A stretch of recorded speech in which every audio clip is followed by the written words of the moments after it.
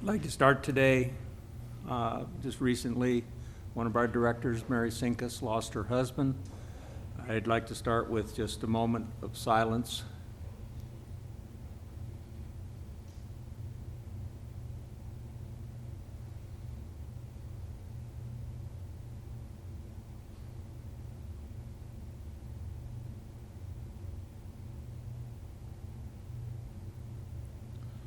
We send our love to Mary, and she will be with us again when she feels ready. The first order of business is the 2018 audited financial statements, finally. We've got a few changes. Tom, do you want to address those? Yeah, so we have on the smart board, we have the changes for the audited financials. So the auditors had us put through one entry for $1,166,000 related to the Trafalgar Road fire. Their argument or their thought process is that since the fire began in 2018, we have to recognize the impact, or at least partial impact, of the fire in 2018. So with that one entry, and that's the only change that was made, but that one entry has kind of a cascade effect throughout the entire audited financials. You'll see the impact on the balance sheet. And so here's the liabilities sheet, liabilities and members' equity, which is on page 3 of the audited financials. You can see there's a single entry of $1,666,221. You'll also see on page 4 of the statements of revenue and expenses, towards the bottom, you can see the environmental expense of $1,001,600. Also, the statement of functional expenses. If you look towards the bottom on the far right-hand side, you will see the 1.6 and how it impacts that statement also.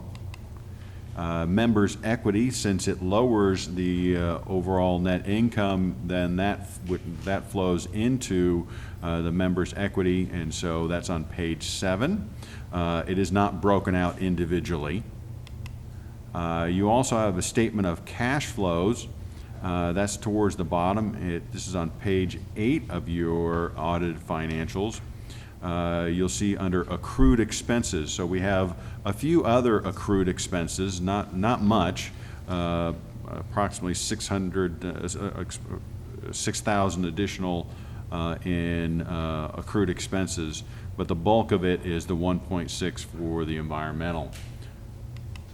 And then they also really beefed up the notes, which you can find on page 22 of the audited financials.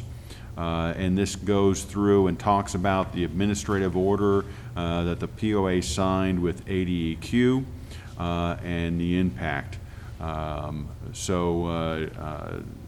We still received a clean audit. And we're going to be asking the board of directors to take a vote on this next Thursday. Also included in your board packet, you will find the minutes.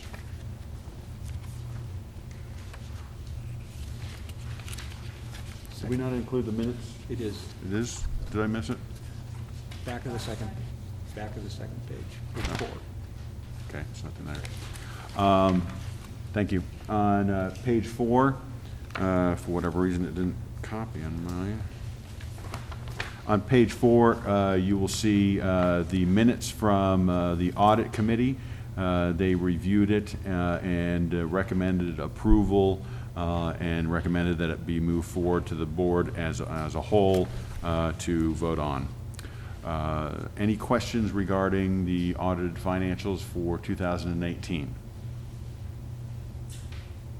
Once they're approved by the board of directors, we will then post the audited financials to the POA's website.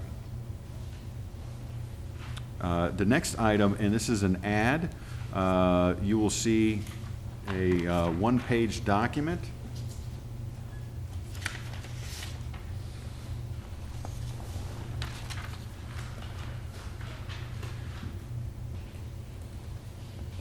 Director Jerry Barron Jr. came to me and asked if we could develop a more straightforward, at-a-glance type assessment of the month. And so he challenged us to come up with something new. And what we developed was what we're calling the one-pager. It's a snapshot of the year-to-date. So you'll notice that this is year-to-date May. We haven't yet closed out the books for June, and if this is acceptable to the board, then we would update it for next week's. So you'll see on the left-hand side the departments that are doing better than budget, and we have the green arrow indicating that they're doing better than budget, and you go down, you see recreation is doing really well, all the way down to IT is doing well, not as well as recreation. Then you have the departments that are doing worse than budget, and then you have the total POA variance, and you'll see that we're worse than budget by $62,000. And then the water department is worse than budget by $56,000. As you move to the right-hand column, you'll see that this is the POA as a whole, excluding water. And you'll see that our EBITDA is worse than budget by $63,000. Then what we did was, since we have two entries that are very different this year, we have the sale of the water tower lease, and then we have the remediation of the Trafalgar site. When you remove those, we're actually having quite a good year. You can see that we're $273,000 better than budget right now if you remove those large transactions. So we just wanted to give you an idea of how we're doing departmentally and as a whole. The biggest impact clearly is the Trafalgar Road site. Then moving down, you'll see how much our month-end borrowing is. This has been a lot of residents have asked that. So at this point, at the end of May, there was no borrowing from the water department, no borrowing from the line of credit. That will dramatically change towards the end of June, but right now we're doing pretty well. And then you can also see what our reserves are. You can see that the POA reserves are very low at this point, but the water department is doing fairly well. And then we included a note at the bottom right which indicates that if you want more detail, you're more than welcome to go on to our website, which has a tremendous amount of information. And you can go on and find some additional information there. This is just a one-page snapshot, try and make it easier for people just to see how we're doing and what's going on, and picking out a couple high interest items, such as borrowing and reserves. If this is acceptable, I'll prepare one for next week. And I'd like to recognize Dwayne, our CFO, who put in the time for calculating these numbers, and then we sent it over to marketing, so it would look like it was marketing put it together as opposed to an accountant putting it together. You want to cover the next one? Okay. The discussion regarding the chair of the Rules and Regulations Committee. The chair position is open. There are 4 board members on the Rules and Regulations Committee. When they met roughly a month ago, they could not decide who should be chair.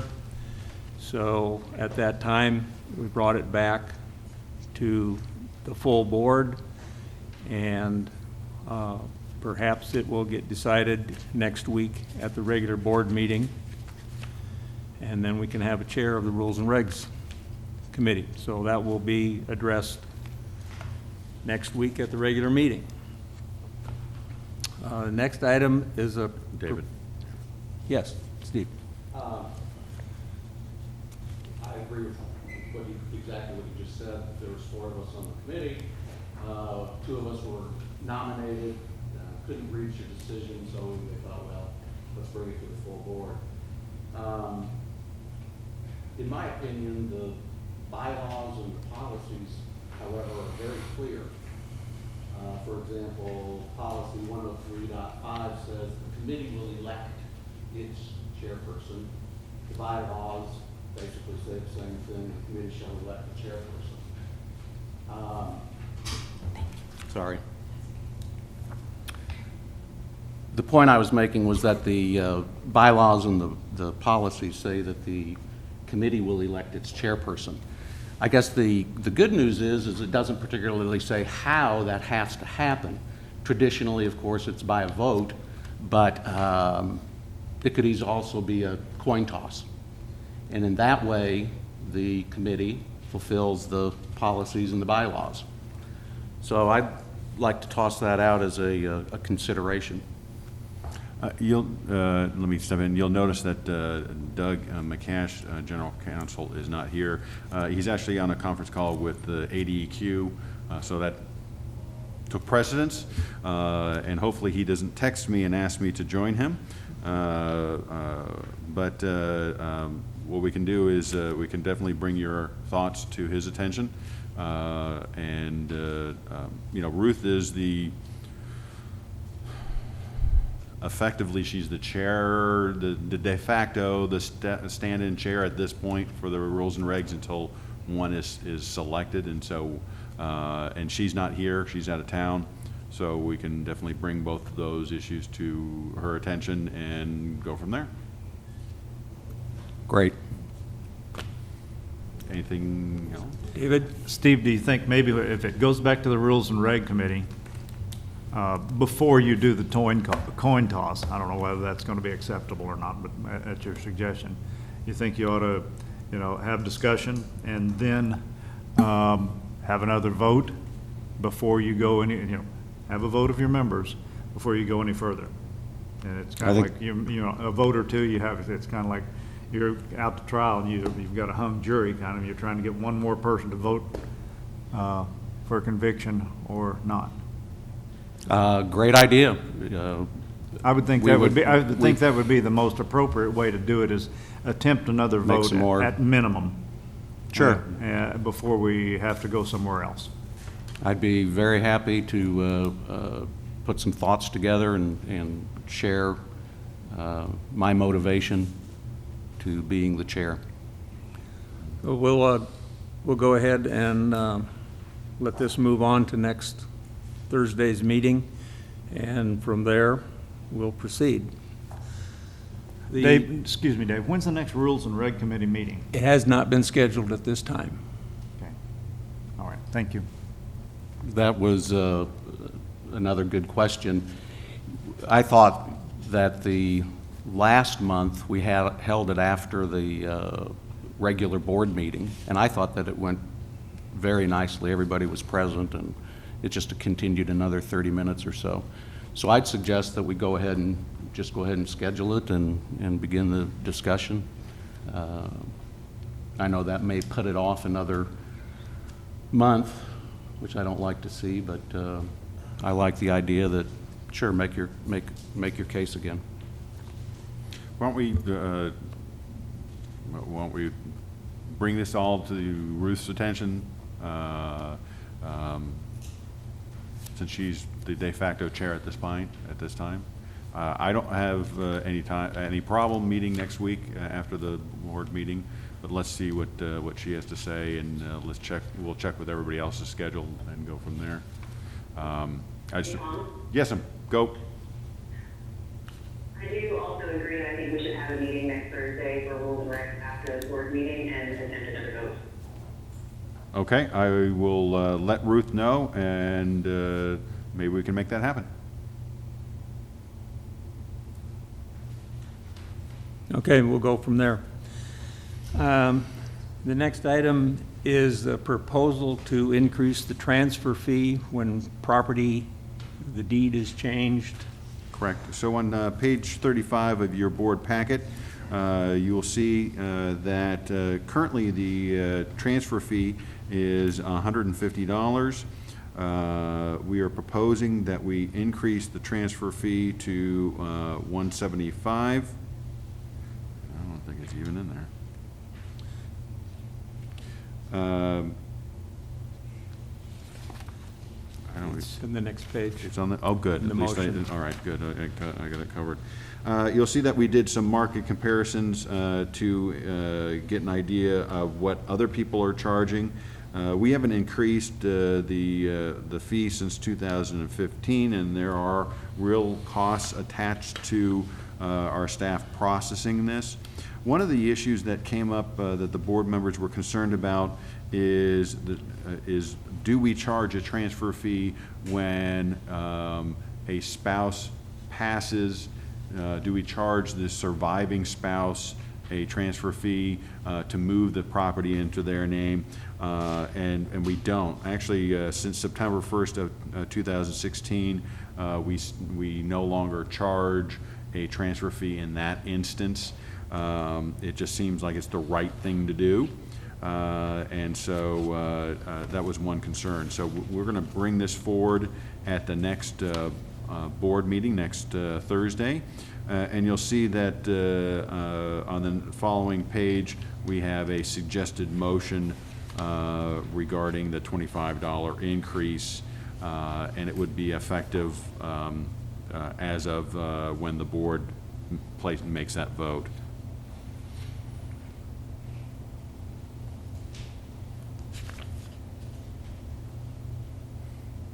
Okay, the next item, committee nominations.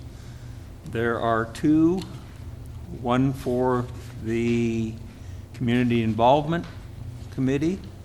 Two members, Maria Whitfield, Janet Conboy. That would be good to get more people onto community involvement. We'd like to have the community involved.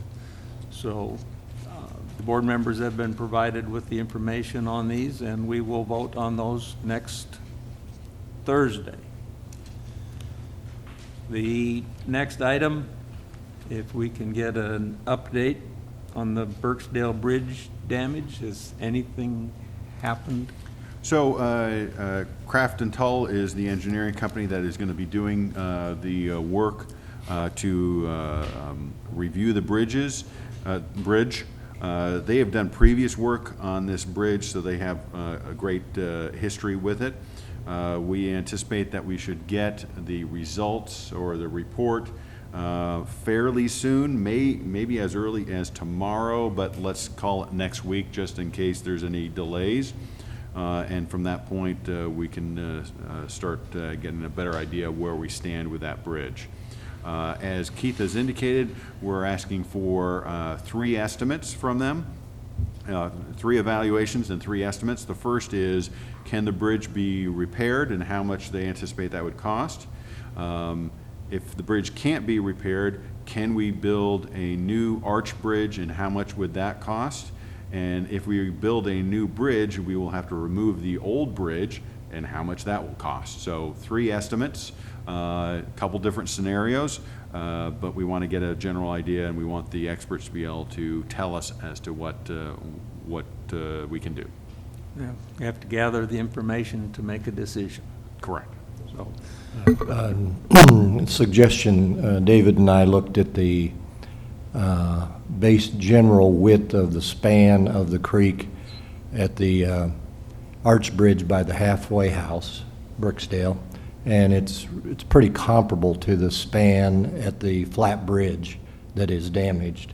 And just as a variable, could you have us ready to answer a put up or shut up in regards to its capability of being moved to replace, because it may not be enough of a bridge currently to allow for emergency access, whereas the flat bridge did, and maybe emergency access is not required. Now, I realize the span of any estimate of a future arch bridge would probably be extended quite a bit to get it away from the creek totally, maybe another 10 to 15 feet each side of the top of the embankment. So It's just a question David and I looked at last night as a possible variable. Jim, I was there when Keith was talking with the engineer, and I think they were going to look at that bridge on their way back to the south barn. After they were also going to take a look at the bridge that has been abandoned for a couple of years that has broken right behind the now number 2 green. And he was going to get a number for removal of that bridge in its entirety so that it doesn't cause collection of debris and whatnot, because it has the same style of piers. So that number may be already in the works. Okay. An update on the Trafalgar side and the west side. I'll start with the west side. So we had representatives from ADQ come out to inspect the plans that were put together, inspect the site in relation to the plans that were put together by FTN for the west side stump dump or the Highland stump dump. The meeting went well. It's possible that the footprint may be reduced in size. We haven't received a formal answer yet. If they reduce the size of the footprint, that means that that's less geosynthetic clay liner that we would have to purchase. So we actually may be able to save some money. I'm hopeful of that, but we'll get a final answer from ADQ reasonably soon. So that's moving forward. I have been told that once we determine how much geosynthetic clay liner is needed, evidently the lead time on receiving such a product is several months. It's not something that they have on the shelf. So we're trying to get the final answer so that we can put in one order, because it's a very long lead time. With regards to the Trafalgar site, we did some drone footage last week and posted it to the website. If you haven't been to the website, I encourage everybody to go to the website. It's a very informative drone video and shows you how things look right now. They hydroseeded yesterday. And we will, since we have a fire hydrant at the site, if we go from being really wet to really dry, we have water at the site, so we can wet the area so that we can encourage the hydroseed to take hold and start growing. So we should see within a few weeks it greening up in that area, and that'll stabilize the site even more so. Although the site is really stable, we've already gone through many gully washers and it hasn't gone anywhere. So I feel very confident that it's going to stay put. We also received a survey of the site, which we have shared with ADEQ. And as I indicated, Doug is on the phone right now with ADEQ, and ERM is always also on there. So phase 1 is done. We're in conversation with ADEQ to make sure we're all set and we're all on the same page as we prepare phase 2 plans, which are due 60 days after the completion of phase 1. So we have less than 60 days to submit those plans. But so far things are going well. With regards to funding, money, right now we're looking at $4 million. It may creep up to 4.1, but we really think it's going to be $4 million at this point. How much additional cost we will incur as a result of phase 2, it's yet to be determined, but I'm optimistic that it'll be a reasonable amount of money. So things are going well. Just a question from my ignorance. They've yet to approve phase 1, ADEQ? They have not formally stated that phase 1 is acceptable. All right. They have acknowledged that the 3 key steps of phase 1 was putting out the fire, making sure the fire would not reignite, and stabilizing the site. And they have done a site inspection. So I don't think they've given us a document that has said formally it is, phase one is complete, but I think they acknowledge that it is, and so.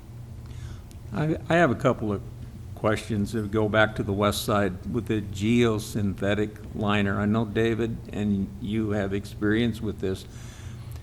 Is the purpose of this liner to prevent the penetration of rainwater through the fill and make it run sideways?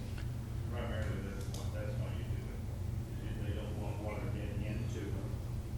They don't want water getting into the landfill. Anytime they seal the landfill, if you watch these big landfills, as they go up several feet, they will either put a clay liner over it or a geotextile liner on top of that, so the water doesn't go down into that. When it gets wetter, it decomposes faster, settles faster, you got more methane gas, and you've got the opportunity for toxic materials, toxic water to flow out from under that site, and that's why they don't want it. They want it directed away from your landfill. It's typical.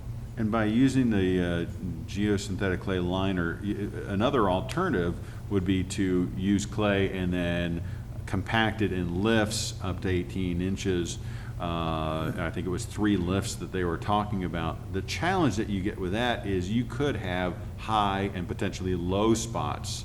You're talking about a 7 to 10 acre site, and you're spreading this out. You could have highs and lows, and if you have a low spot, you have to redo that, that could lead to, did they mess up? Do we have to redo the entire lift because because it's too thin in an area? With a geosynthetic clay liner, it's consistent throughout. That's right, and it gives it more stability. The liner actually gives you some support. It's one of the reasons you put it in there. The cost of the geotextile liner, I don't know. I would guess somewhere between, depending upon what's required, between 25 cents and maybe up to as much as $2.50 or $3 a square foot. Depends on where it comes from. There's some Chinese products that are coming in now that are very inexpensive if they'll meet the spec. So I haven't seen any numbers, but I'd say that range, depending upon how thick it has to be and who's going to make that determination. Are there restrictions then on what type of vegetation can be on over this liner? Grass only, Grass only. no trees. So Yeah, you don't want the we tree, because the would- trees would penetrate through. Okay, so we would be responsible then for a number of years or forever to keep trees off of it? I think that, probably getting beyond my knowledge level, but I would assume that that ADQ will require us to do regular inspections of the site for several years, and at that point, they will formally close it. We just kind of have to wait and see what they say. Yeah. Yeah.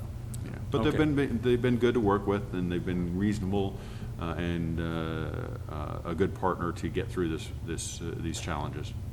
Okay. Public comments? Public comment, yeah. Okay, that's through our list. Are there any members in the attendance who wish to speak? I'm Bruce Portello, 3 Kirk Circle. I've got 3 questions or points I'd like to raise. I think a coin flip for the chairmanship of any committee is completely inappropriate. If the committee can't choose the chairman, then it ought to come back to the board. I'd like, if possible, an update on the other PRPs that ADQ put forth relative to the Trafalgar stump dump fire. And then my last point is, can you give us an update of progress at Lake Point and BV vis-a-vis what we initially saw has the cash flow statements in the past? Thank you. So regarding the PRPs, potentially responsible parties, I am not aware at this time of if ADQ has formally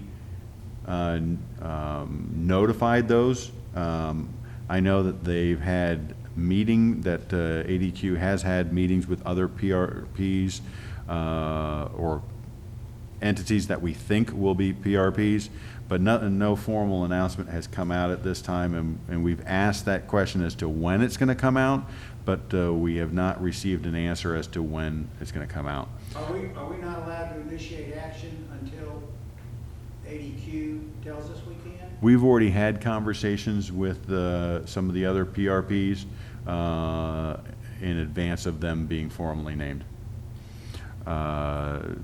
With regards to the performance of F&B, you'll see that on the one-pager, we have it listed as of the end of May. Food and beverage is performing better than budget by $4,457. I have not yet received the June numbers, but I've been told that we had another good month, and so year-to-date we should be doing well.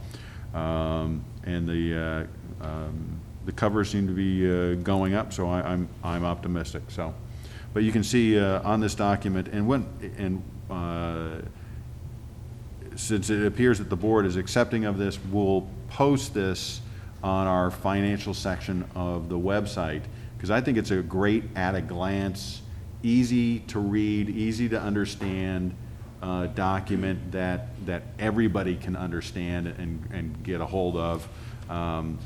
You know, the challenge with having a dozen departments and so many moving parts with regards to our financials, it can get complicated real fast. So I compliment Dwayne on being able to really boil everything down in a manageable report, and we came up with the name, the one-pager, you know, for lack of a better term. Love it or hate it, but we like it simply because we didn't want to start adding so many things, and then it gets into 2 pages, and then 3 pages, and then 5 pages, and then nobody reads it. If it's one quick page, we think that people will read it, and they can see it's kind of a quick State of the Union. This is how we're doing. You can see it. There's nowhere to hide. I think it's a real good addition. It's a real good starting point. You can look at this, see basically how things are going, and if you have questions, you can just go ahead and drill down in the page after page of financial information. You can find it. Mm-hmm. Well, that was the idea behind it, to come up, and it's not all, the columns aren't set in stone, and we can add or subtract something to it, but it's a start. And it's easier for people to look at, to try to grasp something instead of going through all the extensive. My voice doesn't carry? Yeah, all the extensive stuff that's in the website. And Yeah. so hopefully we can start capturing everything we need to in the one-pager. And And we it- appreciate your challenging us to come up with a new report. And then, Bruce, in the June regular meeting, we reported the recap of the food and beverage division income statements, and it was precisely this, almost $5,000 ahead of budget. Understanding revenue actually through May was $100,000 ahead of budget, but cost of sales, payroll, expenses overrode that a little bit, but not in relation to budget. So the hearsay we're getting from people who tend to visit those facilities is that we had a really terrific month in June, but we don't have that data at this time. Thank you. Is there anyone else? Okay, we move on to announcements. The Board of Directors' regular meeting will be next Thursday, 6 p.m., right here. The GM meeting for August will be the 8th, 2:30 p.m. in this boardroom. That's closed session. The work session following will be on Thursday, the 15th of August, 9 a.m. And August regular meeting will be on the 22nd at 6 p.m. And just to give everybody a little advanced update, the August work session, which would normally take place on Thursday the 15th, will probably take place on Tuesday, the 13th.